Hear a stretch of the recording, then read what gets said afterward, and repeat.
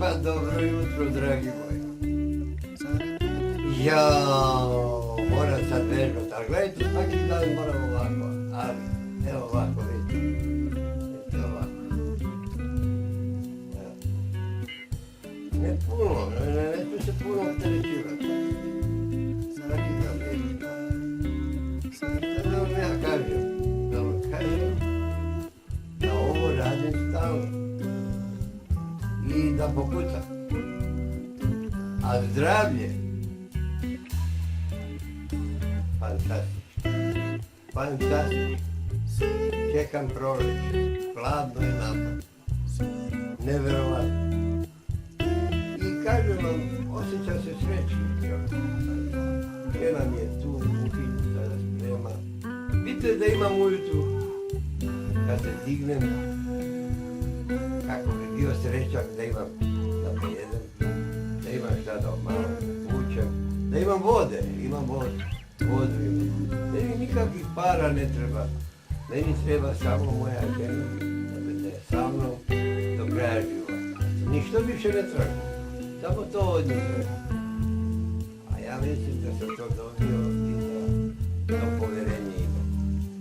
Drugo, još bi mogao da živim u kolibi, negdje u nekom šatoru, a dvoce da mi date ne bih htio da bude nesrećan tim dvorcima, kao mnogi ljudi koji spavaju na parama, ne znaju da žive, ne znaju, naprosto ne znaju. A ja se osjećam fantastično. To je broj jedan. Broj dva, ja čekam proljeće. I ovako vežbajući, čekam proljeće, a ono će brzo doći za 2 mjeseca. Ja, ona znamo kako će biti. Evo, vežbajte ovako. Vidite, vunene čarape obavezno stavite, vidite, kao ja. Vunene čarape, to je zdrava stvar. Zdravo za noge, za tabane, za sve. Tako da ja ništa drugo nemam da vam kažem, nego nastavite ovako i vidjet ćete. Nema veze što dolazi ova veštačka inteligencija, to mi možemo to da prebrodimo i da gledamo kako odavde na televiziji, kako se ona ponaša prema nama, kako nam krade tu našu inteligenciju. Ali valjda će biti najbolje, ne vjerujem da će se zloupotrebiti inteligencija toliko.